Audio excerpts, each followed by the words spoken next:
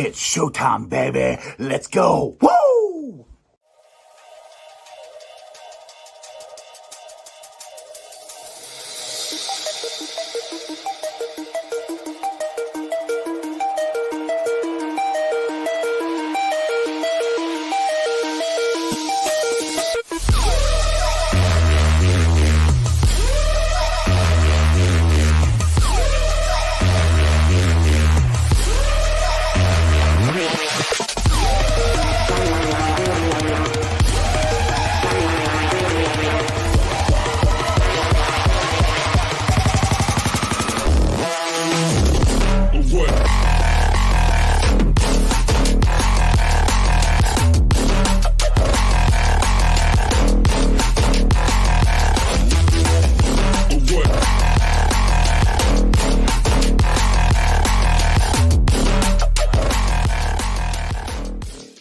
Hey guys, what's going on? Welcome to the show. This is Sports with Strawberry Ice.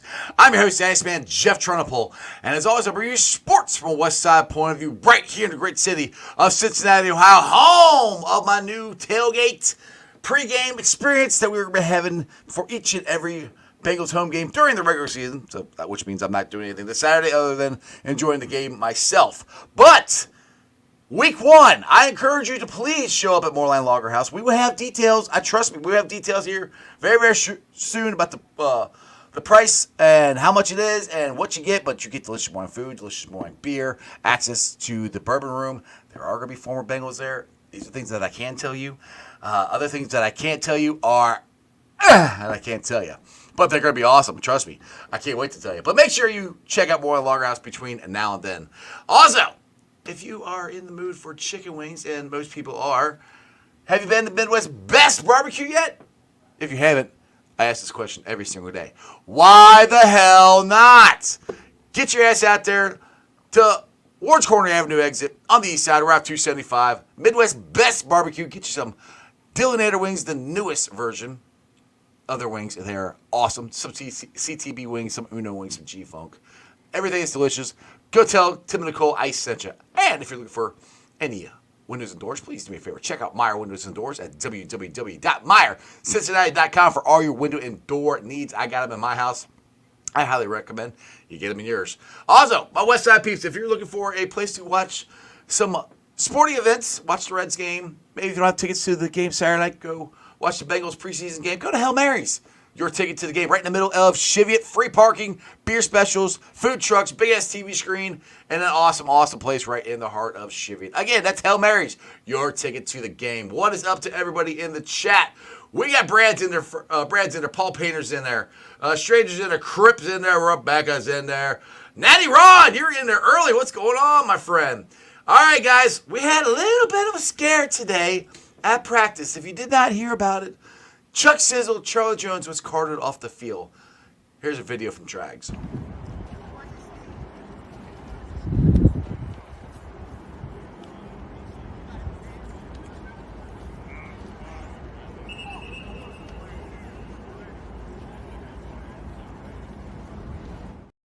Now, the good news is Yoshiwas didn't think it was that bad, and according to reports, it doesn't seem that bad. But here's Yoshi's thoughts, again, from Mike Petraglia.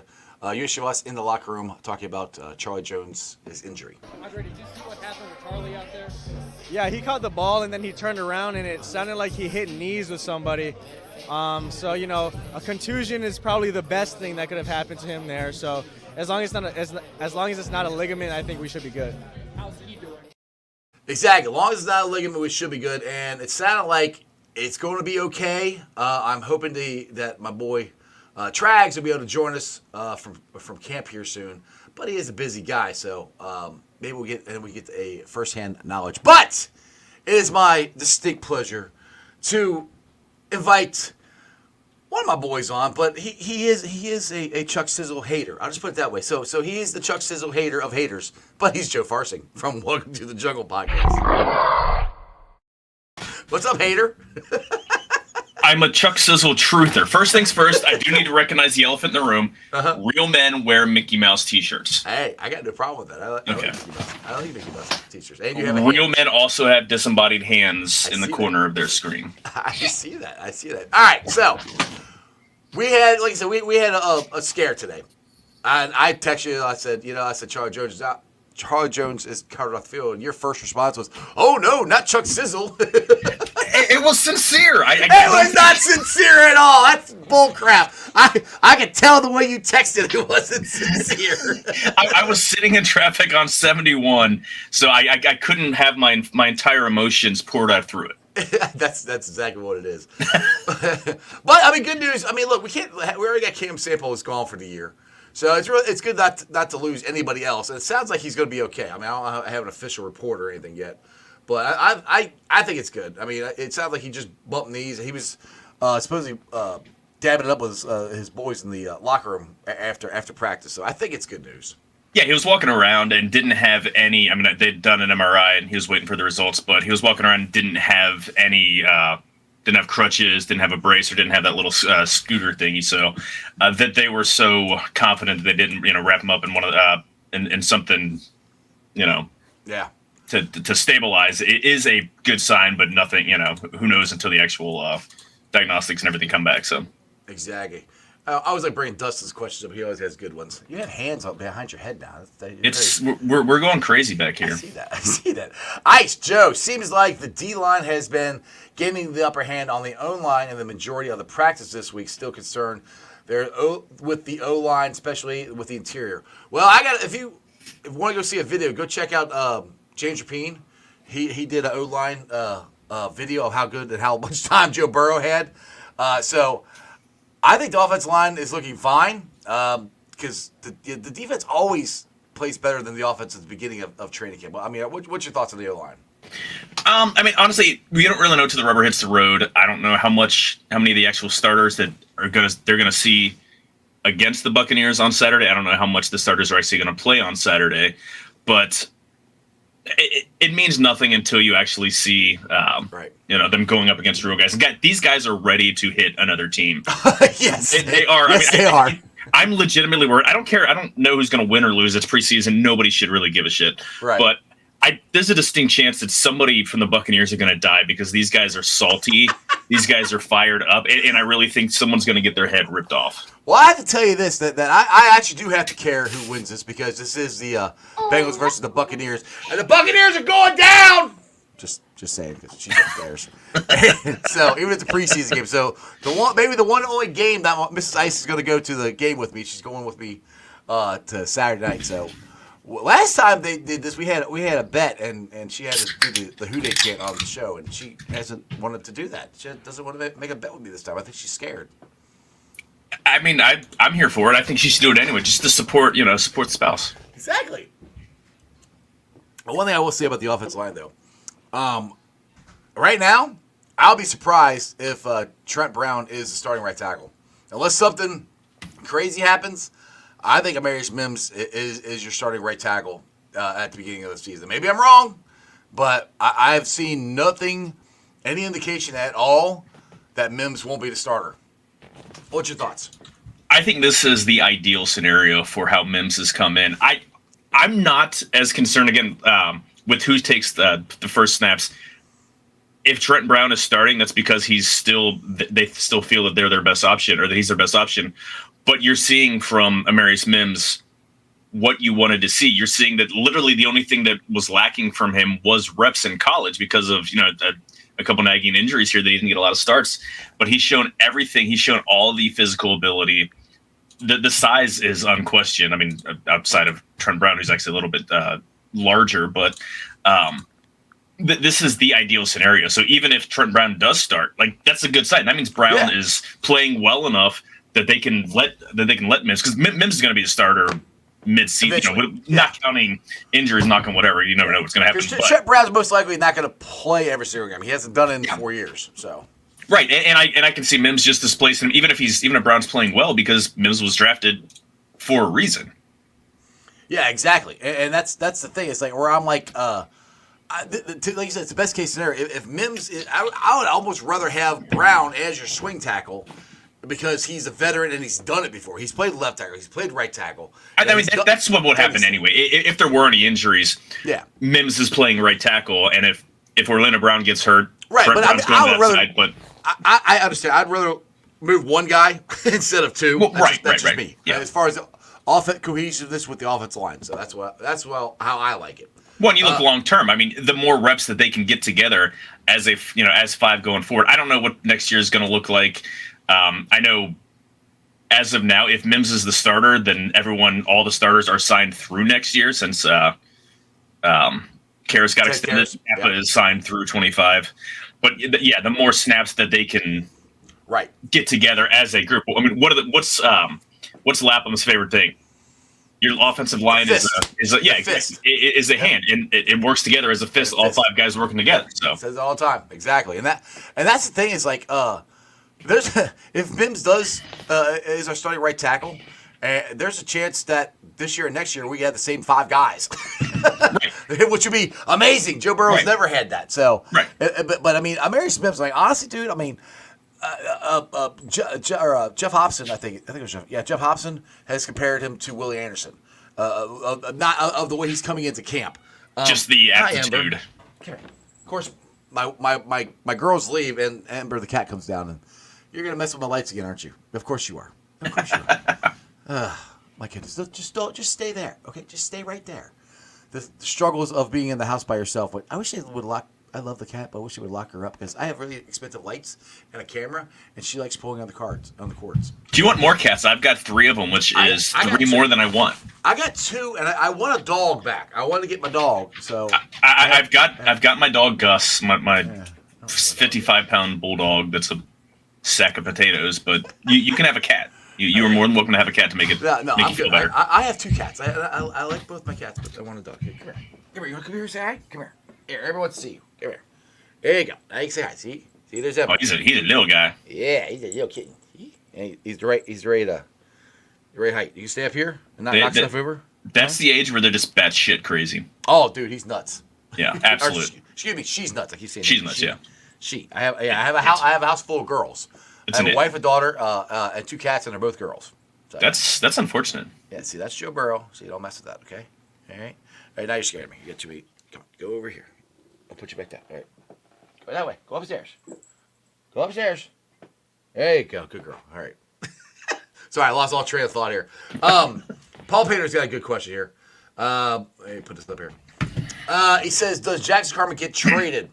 I don't think he gets traded. I honestly think Jackson Carman is going to be on the team. Honestly. I don't.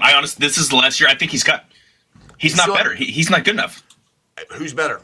Who do they have that's better than him for a backup? You or me? We are not. I hate those answers. We are not on the team.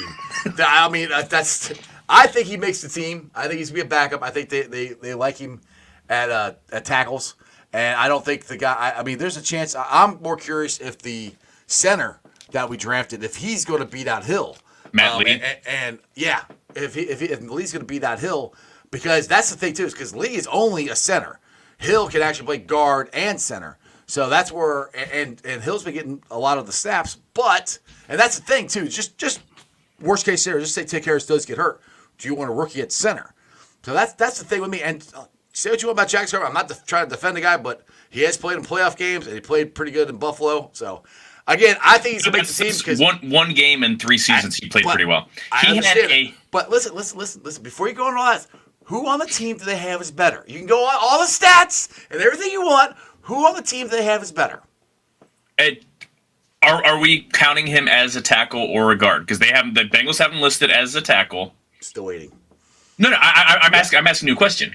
Do you have him as a tackle? Okay. As a tackle, they've got Deontay Smith is still there. Deontay Smith is hurt and hasn't been practicing. Oh, that's right. So, he's the one that might get cut. I love Deontay. To be honest. Honestly, I don't see why would they keep Carman. He has one decent start. Else. But you can find someone. There's going to be guys cut. They will pick someone off. That might happen. Cut down transaction. I'll say that could happen. I'll say that. But as of right now, unless they do that, there's nobody on the roster that I think is there to replace him, and he's still cheap. Right now. So yeah, $20 charity of your choice donation bet whether Jackson Carman is on the roster when they face New England.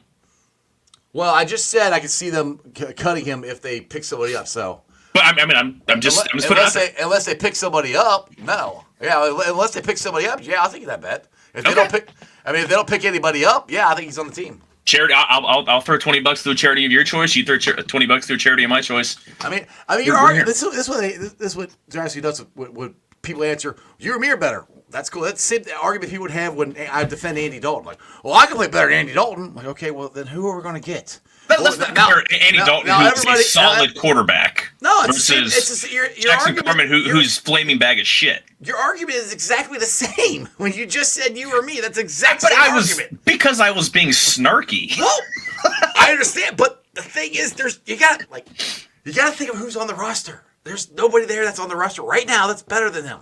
So as far as the backup goes. So. What has he done? What has he done to earn his spot? Let me put it that way. Nothing. He's cheap. I'm not saying he should be there. I'm just saying he's probably going to be. There will be somebody cheap that'll be cut that they'll pick up and replace him with. And I'm agreeing with it. That could happen. I'm just saying right now, unless they pick somebody up, he's on the team. That makes sense? I understand your point. I just don't agree with it. How do you not agree with it? I'm agreeing with you. If they pick somebody else up, they'll probably cut him. No, I just don't agree with your point that he's good enough to be on the team. Right now? Okay. Well, I'll try this again. Who is on the team right now that would be better than him? It depends on... They would cut right now for Jackson Carman. Give me anybody. Devin Cochran. That's not even a guy on the team. He's on the team. Jackson Kirkland. That's a guy that they got undrafted free agent last year. They liked. Didn't play well, but got injured, and now he's back. Undrafted free agent. He's cheap. Has he even been playing? Yeah. I legitimately haven't seen Carmen's name listed in any of the camp reports with the ones or twos. I've legitimately seen him out there at the camp. So, I mean, anyway, we'll see what happens. I mean, I like I said, I don't think everybody's agreeing that Kerr was good. Like, we'll see. I mean, like I said, he's a guard, but I think the thing is, like, look, this is the thing. Everybody hates Jackson Carman because he was a number 2 pick and he was supposed to be our guard. Blah blah blah. Everybody hates him because of that. I'm like, it just drives me nuts when people are like, oh, we got to cut him. Like, okay, that's cool. But also they have for who? They also have Cody Ford, who came in and played tackle when. Oh my God, you were ripping a Cody Ford last year, saying how bad he was. No. Come on. Now you're on Cody Ford's side. Hold on. When Orlando Brown got hurt. Yeah. Who was the guy that they brought in to replace him? I'm not, dude. I said he was pretty good last year. You're the one saying he's a pile of shit last year. No, I said he's not a starter.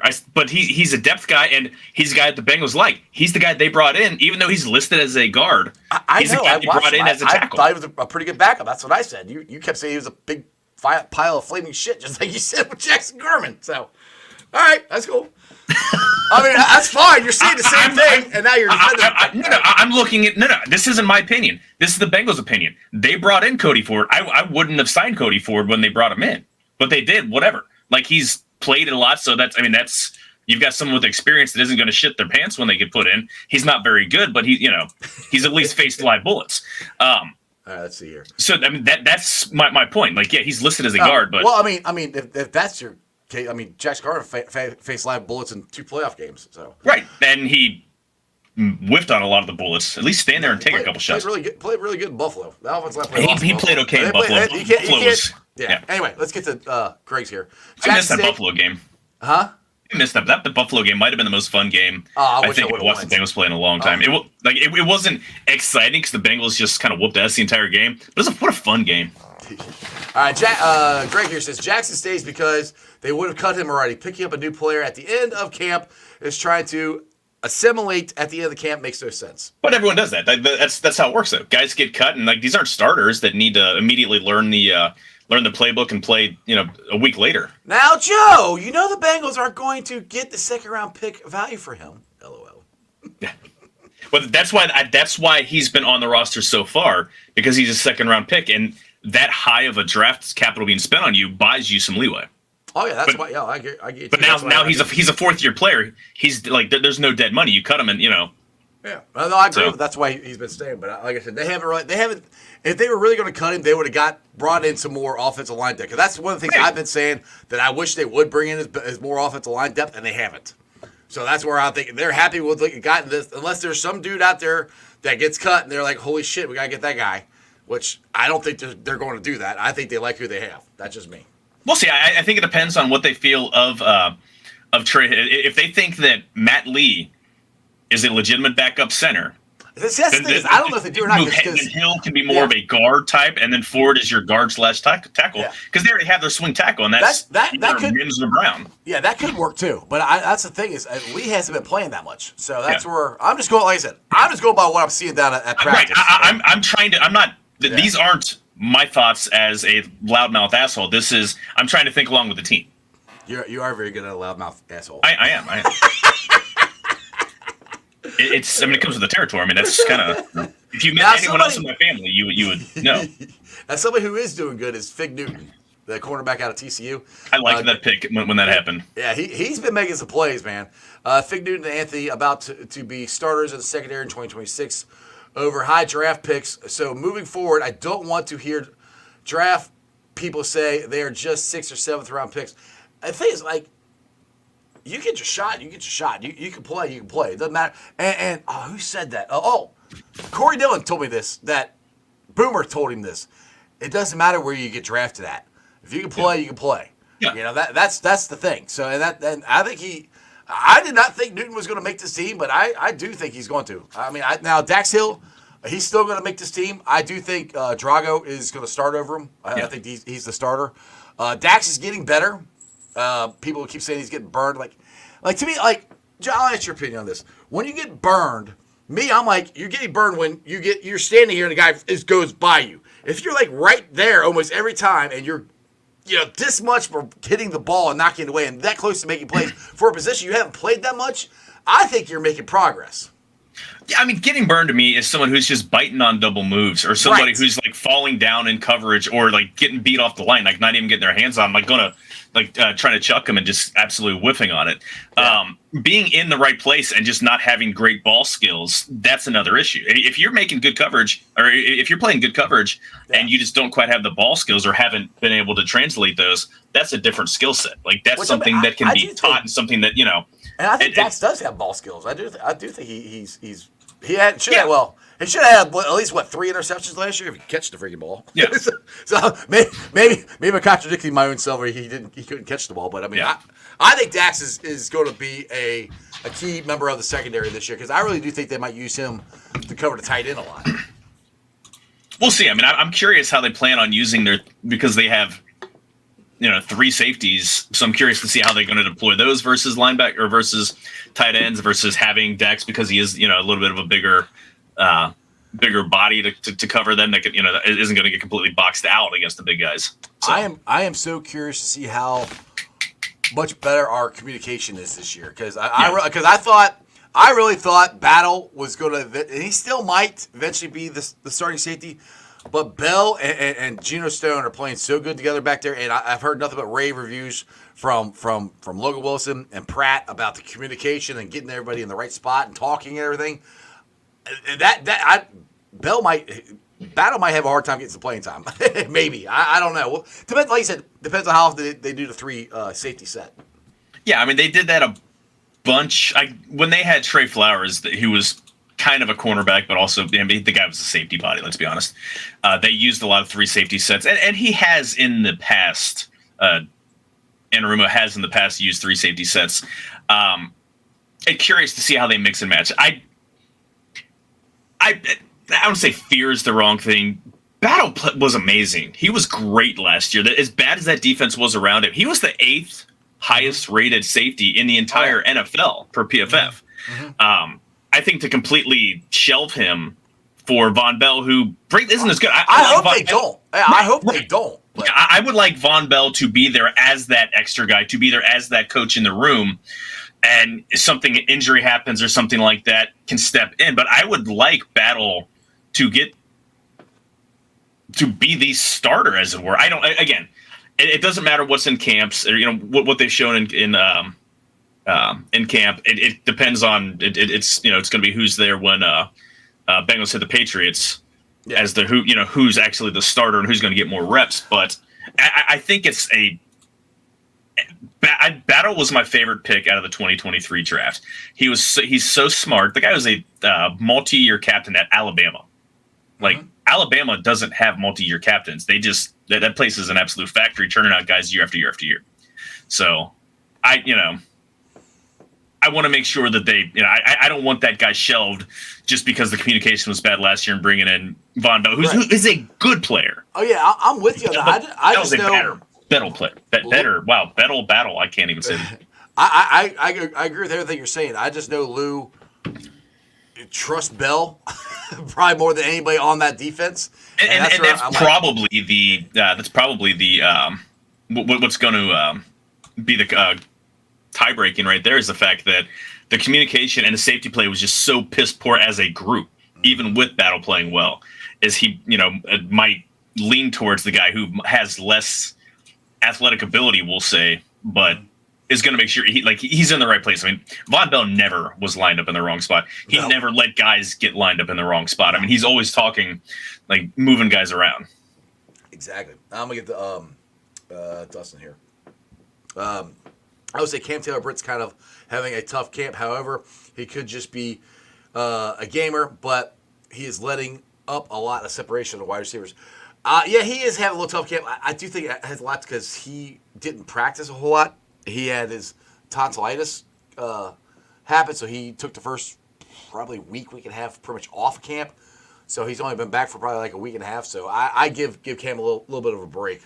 I think Cam's going to be fine. I think he's going to be our number one guy. And again, it's not where he's getting burned. They're right there. And the thing is, you got to look at this way too. The Bengals got their wide receiver room, even without Chase, top 5, top 3 in the NFL. I mean, so they're going against pretty good wide receivers every day. So we got to give some of these guys a little bit of a break. Yeah, I don't have any. I mean, I've seen a lot of national guys, the guys that were, they're going from camp to camp to camp. They're talking about Cam Taylor-Britt as a future All-Pro. Like, these are guys that literally look at all 32 teams and they see the physicality, they see the attitude, they see the ability, and like, this guy's a future All-Pro, not Pro Bowl or All-Pro. Yeah, I'm not worried. I'm really not worried. If Juice didn't get hurt last year, he would have made a Pro Bowl, I think. I really probably. At least a Pro Bowl. I think he was on the verge of that until he got hurt and missed, 3 games or something like that. And yes, you're right, Brooke. He has tonsils removed. If I said tonsillitis, yeah, tonsils removed. Whatever. Right. He's missing things. Yeah. T-Bird Battle has potential, but was part of the communication problems last year. Because he was a rookie that came in mid-season. Like, that's, what do you want from him? He's not going to be able to completely take over and be Von Bell after being in there for 2 Well, games. I mean, how many times are we going to say it? Remind everybody, Lou Dini was like, it would be a dark day if he loses both Bates and Bell, and he lost both of them. Yeah, that was piss poor. Like, the team wasn't aggressive with Bell. They just assumed that he was going to come back, and instead of making a competitive pitch. I mean, everyone did. I mean, nobody expect. I think Carolina's the only one that would give him guaranteed money. They guaranteed him $8 million? More than whatever it was, but I mean, it's kind of paid by him. It's kind of the issue that I'm still having with the team is that they're still being passive. Like, this is a guy that's a key part. You're counting on him to be part of your defense. You don't want to have two brand new starters in your safety room. Sign the damn guy. Go out and make a strong offer so the guy doesn't even leave his apartment or wherever the hell he's living. Yeah, true. And the thing is, and you don't know, they might have, but it's that guaranteed stuff that the Bengals don't want to do. That's dumb that they don't want to do it, but it's also idiotic because you have to have that money, like all of that money in cash, which is fucking moronic. As much money as the NFL makes year after year, hundreds of millions of dollars, why do teams have to have every guaranteed penny in an actual account? Like, come on. That's the part that I think the Bengals don't like. That's the reason they don't feel comfortable doing it. They don't have it. And that's where they're not cash. They're not cash. Like, they're not poor, but they don't have cash laying around. Yeah. Right. Exactly. They're not cash, rich like the Cowboys or some of the teams that just print money. Which there's once you sell some of the shares of your team, whatever. Like, you do need to monitor. It's dumb, but you need to you need to stay modern. You can't fall behind. Like, you guys are catching up. You need to stay. Well, I'll put it this way. Well, as soon as they get rid of that rule in the NFL, because eventually they will get rid of that rule. Yeah. Because the Bengals aren't the only team that don't like that. I guarantee there's other teams that don't like that. Would rather just be able to guarantee it, not actually have the cash. Yeah, I mean, the Steelers can't. I mean, yeah, the Steelers are a much larger national brand, and obviously, so they're making more money. Team. Right. So they're making more money in on the side, in merchandise and shit like that. But yeah, they're not. They don't have them that much more money coming in cash wise. So yeah, I would get. I can understand them being cool with that. So we'll see.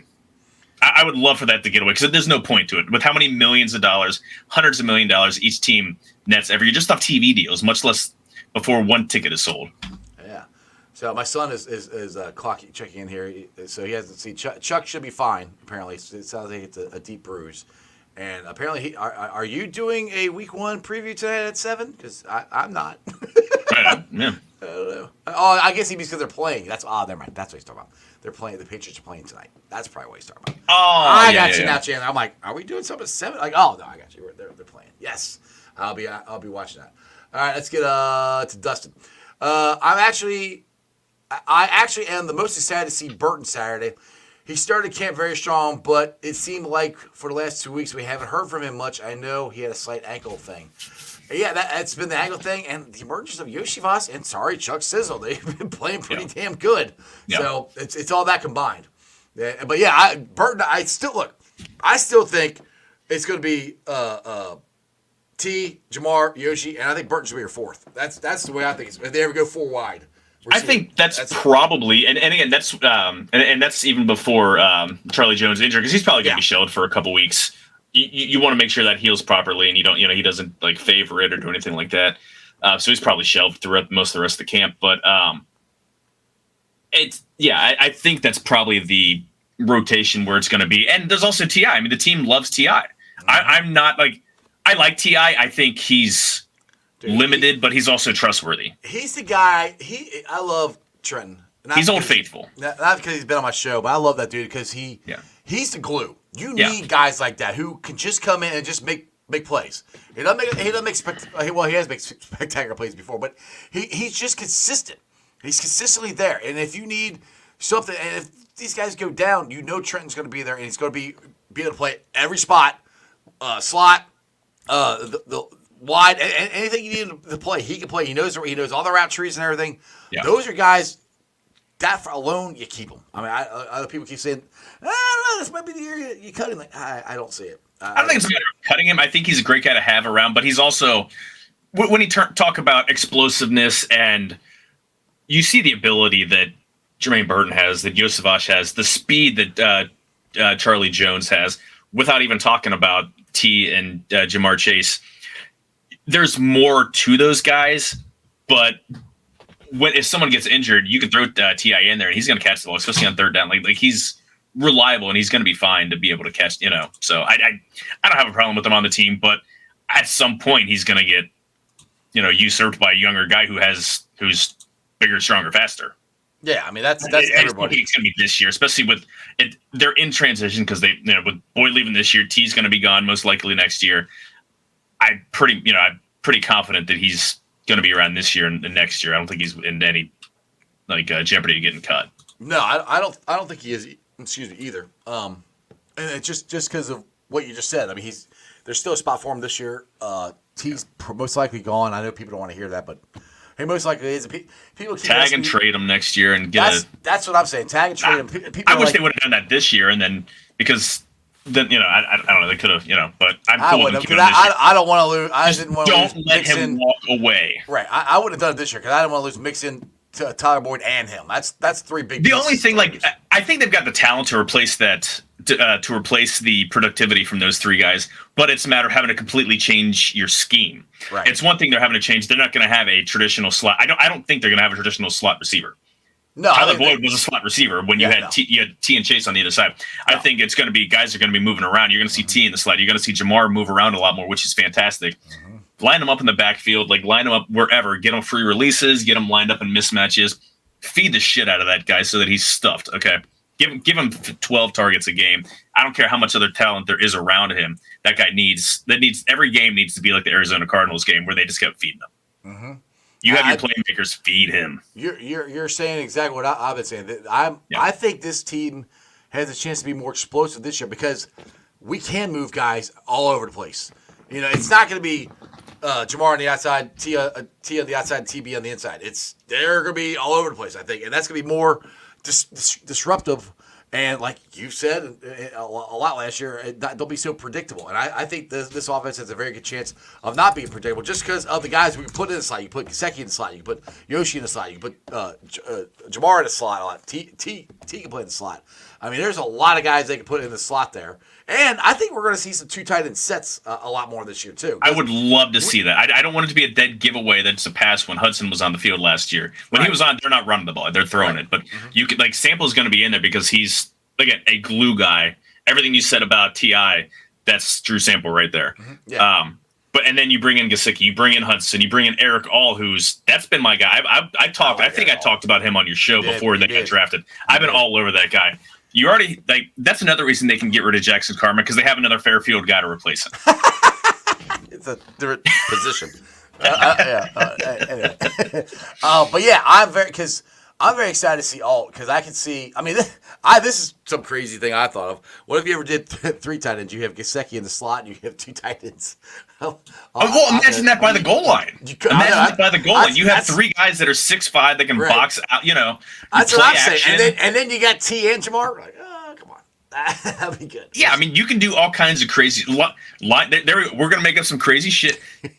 Chase in the backfield, T split out wide. Three. I don't flex out. I don't know how I don't care how you line up the tight ends. Like have one lined up as an H-back, whatever. Right. However you can do it, get them all out there. You can do crazy shit. Do that from your own goal line and do for some 100-yard play just to fuck around. Like just this is a team that's going to be fun. And honestly, that's kind of. I mean, I know they're not going to do a whole lot of crazy stuff Saturday, but I would love them just to do just something a little tease on hey NFL, this is what we got. It just flea flickers, double reverse passes. They don't like. Bengals are usually bad at that. It's historically, even with Burrow. Yeah, the one that he did last year or 2 years ago with 2 T.I. Flea flicker, like I think it was 2 years ago. 2 years ago. That was in Cleveland. That was Browns. Yeah, that was awesome. Wide ass open. Yeah. Like I just like seeing that shit because it's fun. Like at the end of the day, it's entertainment. Make it fun. Exactly. Jennifer here wants to RB2. Let's see here. I can bring that up here for you. RB2. Why doesn't that occur? Having two running backs in the same set, I'd like to see them happen. Be like, they could. They got two guys that can pass block and catch. Out of the Chase Brown is Zach Moss catches just fine out of the backfield, but he's going to be your more traditional, behind the quarterback, or next to the quarterback. Travion back there. Line up Chase Brown as a wide receiver, and again, it's keeping the defense off balanced. Mm-hmm. And that's what they need to do. And it's just fun. It's go ahead. I was just saying, that's like you said. It's so much fun of what they can do with these guys. There's so many different positions they put guys in more than they've ever had in the Zach Taylor era. I think. Yeah, and this is why I hope that they're making Burrow more uncomfortable by making him run under center more too, because play action under center or just straight dropbacks under center, whatever. Like when the Bengals were lined up under center, they were going to run the ball. Yeah, you play action and again you vary it up, and this goes back to the heated discussion, shall we say, we had about when we were talking about Callahan possibly leaving, and I said I think that's a good thing if he leaves because we all knew it was going to be Dan Pitcher. When have we ever had heated discussions? I have no idea what you're talking about. We were just loud, which I mean that's pretty normal anyway. That's kind of both of us have pretty loud voices. But anyway, go ahead. It's more of just like. Get that other voice in the room, get a different voice in the room that's been watching, that knows what the team does, but also knows the Bengals are really predictable. Yeah, Burrow's a fantastic second best quarterback in the world right now. Okay. Been that way pretty much since the second he came back from his knee injury. But they're incredibly predictable. Like, from their personnel groups and from, how they're lining up, if it's going to be a pass, if it's going to be a run. Change that shit up. They got a running back. They got Zach Moss, who's great running the ball out of the shotgun. So now when they're in that shotgun, it's not obviously a pass. You can, it doesn't matter. Like, change up who the tight end is. I mean, again, Gesicki is rarely ever in there on rundowns, but again, you got to put those guys in there at some point, just so it's not just a dead giveaway to the opposite. This is going to be a pass. This is going to be a run. Like, change stuff up. Run under center. Pass straight drops under center. So give them something else to look at. and you're going to get favorable matchups because they're not going to have the right personnel, the right sub packages coming in. The thing I keep saying is, you guys remember the Sucky Niners game last year? They ran a lot out of under center. Yeah. And the 49ers, Sucky Niners never knew what the hell they were doing. I want that game plan. That's really the only game we really saw it. We saw it for glimpses during games. Yeah. But that whole game plan was like that. They had no clue what we were doing. And he was under center a lot. That's what I want to see this year. A lot more of. And there's no reason we shouldn't, Joe. There's no reason. We got Dustin makes a good point. Dustin makes a good point. If you can bring up that quote that Burrow doesn't play well in 12 personnel, and it's not a matter of can't. It's a matter of he wants to be in shotgun. He wants 5 guys wide. He doesn't want a running back in there. If he does, he's going to motion him out. He wants to throw every single snap. Well, you can't do that. This is. The NFL. Right. This is the NFL. You can't throw the ball every time. You have to, you can't run every play out of shotgun. This isn't, college football to where, it's completely spread offense. You have to be varied. You have to be able to do both. I don't think anyone doubts that Burrows is going to be fine playing it out of under center. And yeah, he's been low completion percentage to play action because they don't do it much. You do it more now in camp, and you do it in preseason, and you do it early in the season, and he's comfortable doing it. He's comfortable turning his back on the defense, and that's the issue. He's not used to turning his back on the defense.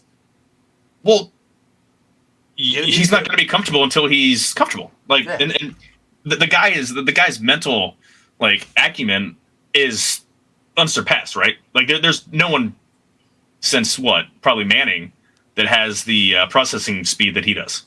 Right. He's going to be just fine. Exactly. And the thing is, like I said, they said this a lot, that if Joe hadn't gotten his calf hurt last year, they were going to do that. And in the 4 games that he was healthy, they did go into center a little bit more, but not as much as they need to. Right. Because like you said, you got to be more unpredictable. Yeah. And so that's the key to this offense. If this offense can be unpredictable, we're going to average 30 points a game, dude. Right, exactly. And you start out fast, you put 30 on them. It doesn't. I mean, it does matter what your defense does, but not really. It doesn't. If they got chased you the whole time. Yeah.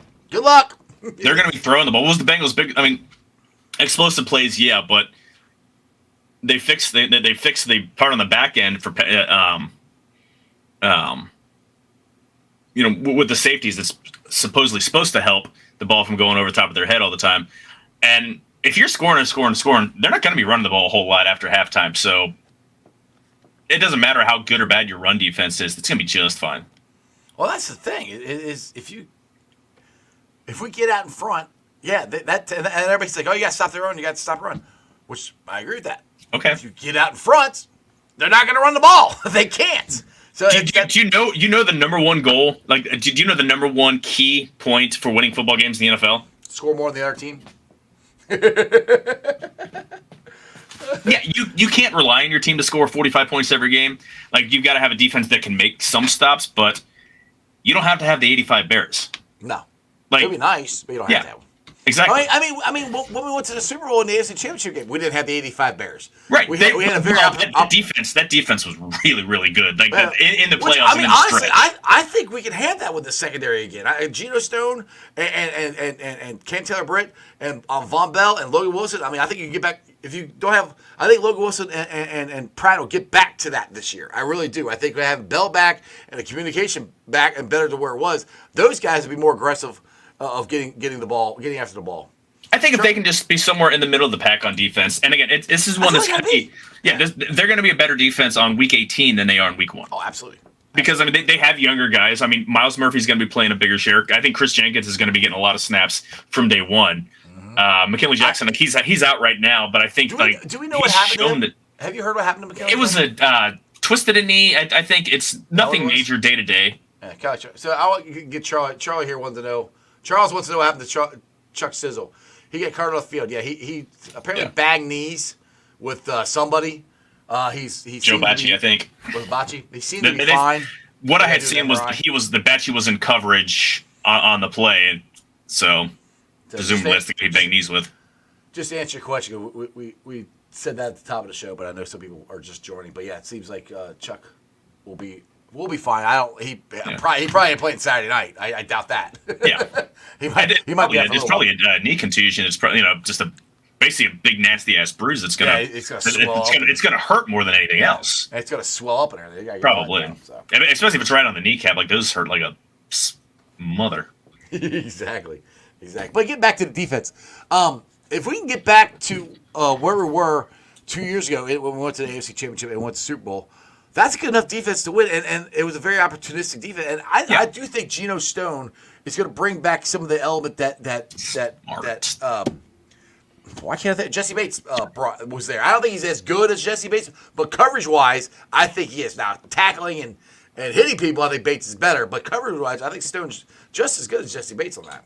I mean, let's be clear. Jesse Bates had his best season last year after he left the Bengals. He was a good player, but he wasn't like that all-pro that he showed all year in Atlanta. That wasn't the guy that we saw for 4 years in Cincinnati. He was I don't know about that. I think he was a really good player. Like, I would love for him to still be on the team. This is not a complaint. However, I think he just got the accolades he deserved.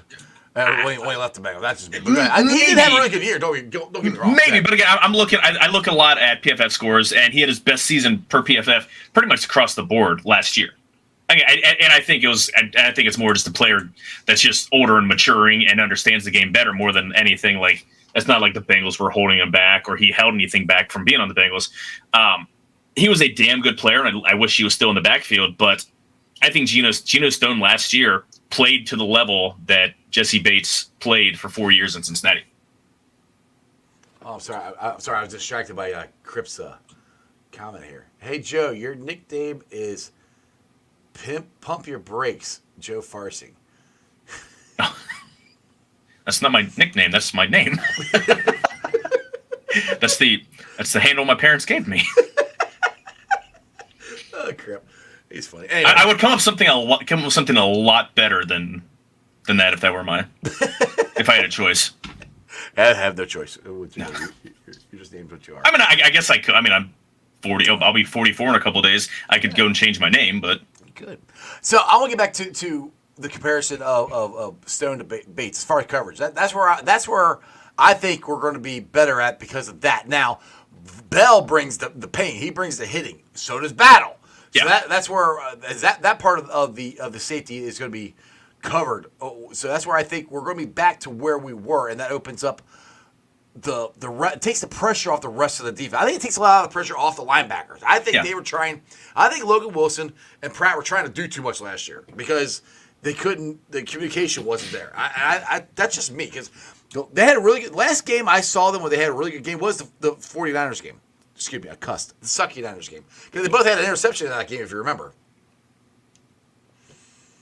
you don't remember? Yeah. What's that? I said you remember that they both had an interception in the 49ers game. Yeah, down the street. Yeah, that was Pratt was the one that was kind of thrown right to him, wasn't it? It kind of just happened. That was a terrible pass, but he still caught it. It was like, what the hell are you doing? Pass just kind of landed in his face. Oh, that's what Purdy was like. Oh, Purdy's an MVP. I'm like, yeah, he's an MVP. I threw it to Pratt, but whatever. Brock Purdy is Andy Dalton, and that's not an insult. No, Brock Purdy is a good quarterback that can make smart on-time throws, and if you have a talented team around him, he's absolutely going to be a great point guard. He's Jason Kidd. He's not Steve Nash. He's not like the more dynamic player. Yeah, I agree with that. I agree here. So Stone is not as good of a tackler as Bates, but excellent in coverage and a ball hawker like Reggie Nelson was. Yeah, that's exactly what I'm saying.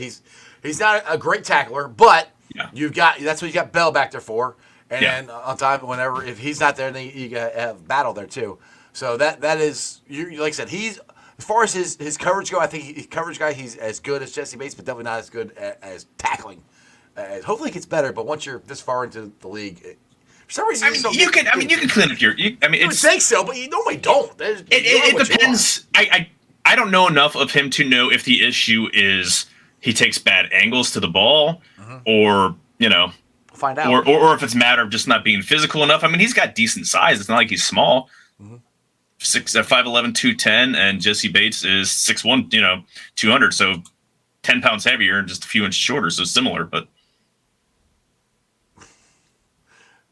Crip's on this. Pump your brakes, Joe. Man, Crip, I love you, man. Pump your brakes, Joe. So what are you gonna be looking at Saturday? Because I'll be looking for me secondary, and I really want to see. It sounds weird. I want to see the kickoff, but I'm curious about the punting game. And people keep saying, "Oh, yeah, cut Bray Robbins." I'm like, I don't know if we're going to or not. I mean, They cut the guy that they brought in to rereplace him. Right, that's what I'm like. Competing with another guy they brought in, Ray Cow. Yeah, so I'm like, both of them can boom the ball. If Brad can get consistent, not consistently bad, consistently good, Right. I think it's his job to lose. That's just my thought. Just be Kevin Huber. Be someone that Right. I don't care about. Yeah, exactly. Like, I mean, he's got a better leg than Kevin Huber does. So. Yeah. But we'll see. Ball. So what will I be watching at Saturday at 7:00? I will be looking at a big fucking steak because it's my birthday dinner and I'm going to Carlo and Johnny's with my wife. However, when I watch the replay when I get home, be on your phone. No, I'm sorry. It's a preseason game. I'm going to make sure no one gets hurt. I'm going to watch the game in its entirety. What? I'm going to watch the game in its entirety when I get home. What? What kind of Bengals fan are you? God. I'm one that wants a big ass steak. Well, you got a phone and you can watch it while you're eating your big ass steak. I mean, it's my birthday, so my wife can't say anything, but she's paying for it. It's expensive as shit, so I'm going to give her my attention. She deserves my attention. She deserves more than I can give her, okay? You guys hear me. She has to deal with this literally every hour of the day because I work with her here at the house too, much less, share a bed with her. So God love her. She's a special woman to deal with you. Yeah, she deserves she gets my attention. So when you watch the replay, what are you looking at? A lot of it really depends on who plays and when. Are the Buccaneers playing starters? And ultimately, I guess it really doesn't matter too much because you're looking at guys flashing and you're looking at ability. That's what I want to see Bengals defensive line eat both rushing the passer and how they're holding up against the run. And then just the depth of the wide receivers. Like just game one, just to see. I want to see Burton. I want to see Yoshi. I want to see. I love Shed Jackson. Bo Jackson's great nephew, whatever. We thought he was his nephew. Apparently, it's his great nephew. So. Oh, is it? Oh, I thought it was we're that old that Bo Jackson has a great nephew. I'm not that old. I don't know what you're talking about. Snoop has grandkids. Snoop's 52 and has grandkids. Snoop's gonna be on The Voice. Did you see that? I was just watching. Snoop has become a national fucking treasure. Like, have you watched any of the stuff in the Olympics? Oh yeah, he's awesome. He's there watching, dressed up in dressage gear at the equestrian events with Mark Stewart. Yeah, he's like, oh, that horse doing a crip walk. Right, he's there. He's become everybody's favorite uncle. Yeah, just showing up at everybody's. All of these random events and everything, and it's like Uncle Snoop. 1994 Joe did not envision the dude talking about gin and juice or doggy style. Exactly. Being everyone's favorite uncle, and I'm here for it. It's absolutely amazing, and also between him and Flava Flav supporting every women's team, as a girl dad. Absolutely, I love it. Yeah, bring it on. I'm laughing because it's not because I think it's funny, but I'm just like, hey, I'm excited about it. That's a good thing. I mean, I think all that stuff is good because it's USA, and I know you're gonna watch the replay, but you didn't get to watch the USA beat Serbia by 2 points, and dude, I tweeted 4 points. Sorry, 4 points. I was tweeting that out, and somebody followed me and goes, well, that's kind of embarrassing. I'm like, did you watch the game? Because Serbia was not missing. Like, well, Serbia's only got 2 NBA players. They got Nikola Jokic is the best player in the NBA. Yeah, and they ran everything through him. And Djokovic, or whatever the heck the other guy's name is. Bojan Bogdanovic. Yeah, that one. He couldn't miss. Yeah, I mean, dude. Those are good players. Now, they shouldn't have been in that spot, but this isn't Serbia's a damn good team. There's a reason it was a semifinal game. Right. I mean, they could have shut the ball out of their ass and it would have went in. At least especially the first half. It was ridiculous. Yeah, I agree with you, Jennifer. It was a great game, and the USA got their defense going and got themselves back in the game. So if you guys did not watch it, I highly recommend you watch the replay tonight, or you can go on Peacock and watch it. See, I'm one who will say there's a lot of shit wrong with this country. But when it comes to the Olympics, fuck the rest of y'all. Exactly. USA. Exactly, baby. Exactly, for the flag, baby. And a lot of stuff wrong, but dang on it. Us It's versus my- you. Let's The go. United States has a lot of problems, but it's our problems, goddammit. We're going to kick the shit out of the rest of you guys. We've got 108 medals. I think China's like 30 medals behind with like 10 times the people. Are we leading in medals? I thought They're leading in everything. They have the most golds. They've got the most got the most golds, the most silvers, and the most bronzes. So I did not know that because I've been trying to keep up with all that stuff, but I'm glad. I want to win everything. I want to have the most of everything. yeah. Charles wants to know, have you guys tried Sunnyside Dispensary yet? I haven't. I know where it is. It's like 10 minutes from my house, but I don't know where it is. I'm a beer head, so I don't. it's I'm not. Pleasant Ridge. I've got so I'm not a beer guy. Lipton Hard Iced Tea, strawberry iced tea, really damn good, really refreshing. Strawberry, I like strawberries. Exactly. That's exactly why I grabbed the strawberry, was because I was on with you. These are refreshing, like perfect when it's. Granted, I'm inside my freezing cold basement, but if I'm out of the pool and it's 90 degrees, this is smooth. Lipton, just send me the check for the free advertisement. Hang on. I'm the one that said that. My show.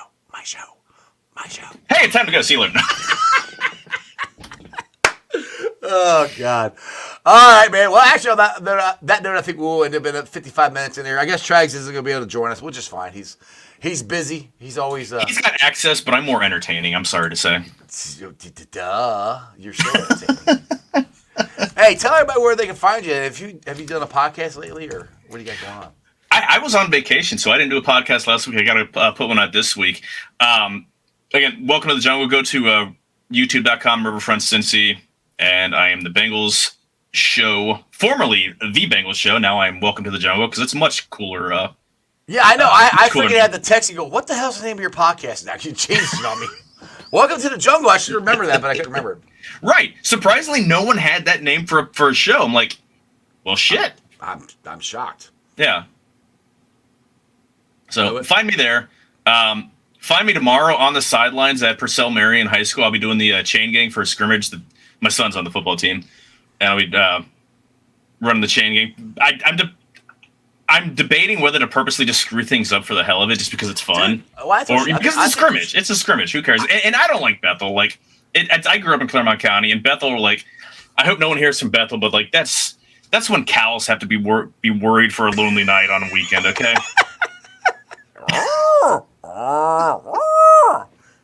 Right. A lot of weird noise. Yes. Brad asked how many wins for the Bearcats.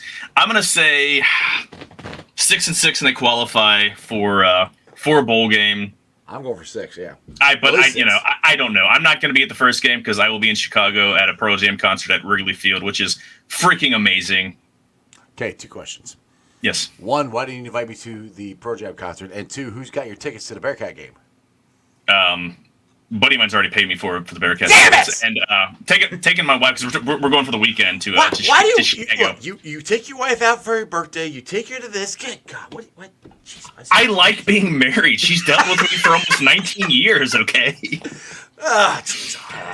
you know anyone else in this world that would? I mean, shit. We've been together almost 25 years, like from the time we were dating until now. Like, do you know anyone else? No one, No, I've known me as much as you know me that could, like, not even handle me, like, not murder me.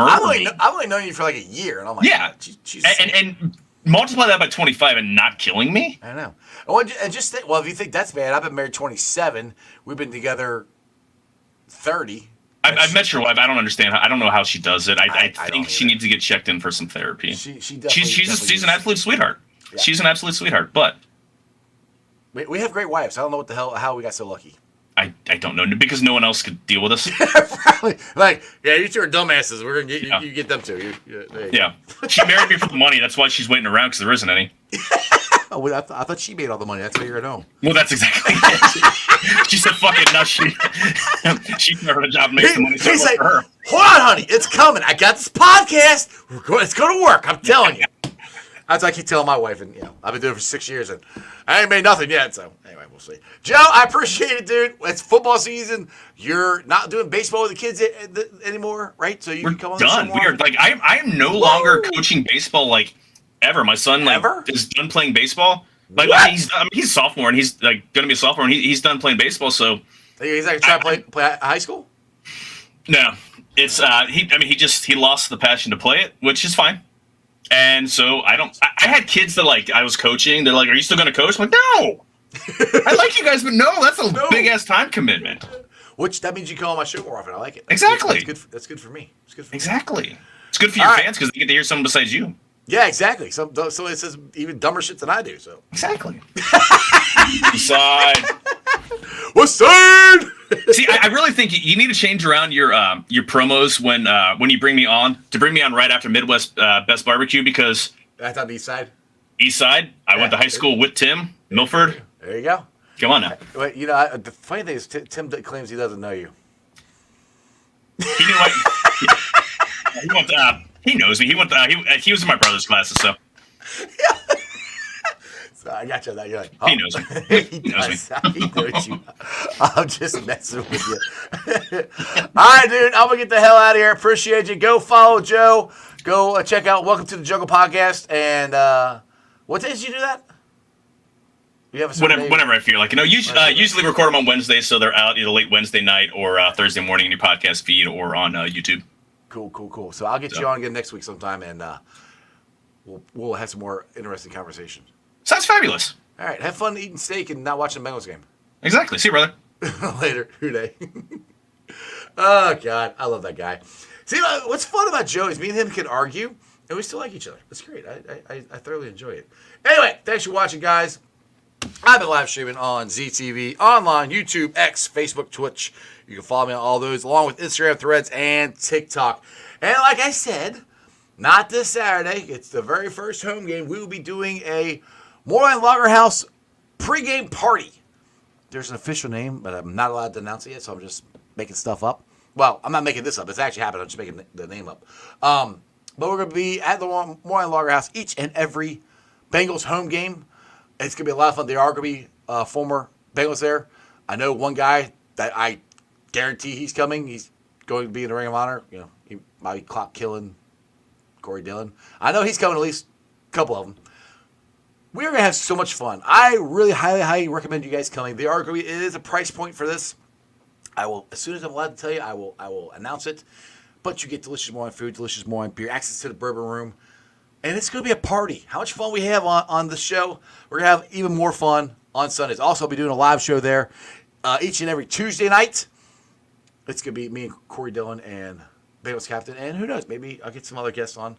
We'll see. It's going to be an absolute blast. So I highly recommend you come to the Moreland Lager House every Tuesday for the show and come every Sunday for the home game. It's going to be an absolute blast.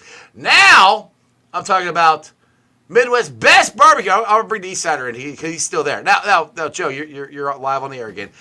Have you been to Midwest Best Barbecue yet? Yes, I have been there. I've ordered. I've gotten it more by. What's your favorite wings there? I don't know. I mean, the CTV. I haven't had the Dillon. I need to try the Dillinator. Dillinators are delicious. I'm holding out until I get those. Yes, I'm not going to make any. Have you had Tim's? Not gonna make it. What's that? Have you had Tim's chili? I have not. He uses brisket, doesn't he? Oh God, yeah, it's so good. Yeah, I got to do that. I got a smoker for Father's Day, so I've been doing a lot of that shit myself. Brisket and I did wings and everything, but I can't touch that stuff. Like it's like making a hamburger when someone else is making steak. Exactly. So, all right, thanks. You're gone again. So go check out Midwest Best Barbecue out there, 275 Wards Corner Avenue exit. I highly recommend it. And go tell Tim that Joe said hi. And maybe Tim will actually remember who Joe is. I don't know. We'll see. Anyway, if you guys are looking in the market for windows and doors, please, I highly recommend Meyer Windows and Doors at www.meyercincinnati.com for all your window and door needs. I got them in my house. Get them in yours. They are energy efficient, great looking windows, and they're affordable. So go check them out. Again, www.meyercincinnati.com. My West Side peeps. Now we'll get back to the West Side. Go over to Hail Mary's right in the heart of Cheviot. Joe has been there. They let him cross the side of the border to come into the West Side. He got to hang out with me at Hail Mary's a couple times. It's a great little bar. Big ass TV screen, beer specials, food trucks, free parking. It's awesome. Go there and check out some games this weekend. Hey, maybe on Sunday, or Saturday before the Bengals game, you can go there and watch USA win gold at 3:30. Again, it's Hail Mary's your ticket to the game. Guys, I appreciate you. Tomorrow's going to be an early morning show. Richard Skinner, my dude, is going to be on the show with me, but it's going to be at 10 a.m. So right after I get off work, I'm going to run home, and we're going to do a live show on Friday. And Skinny has been down at each and every Bengals practice, so he's got the inside scoop way more than I do because he can actually go to the locker room and talk to players and all that stuff. So Richard Skinner is going to be on my show tomorrow. Other than that, you guys have a wonderful day. One more day. It's the weekend, baby. One more day of the Bengals play. I cannot wait. And that's just sports, baby. See ya!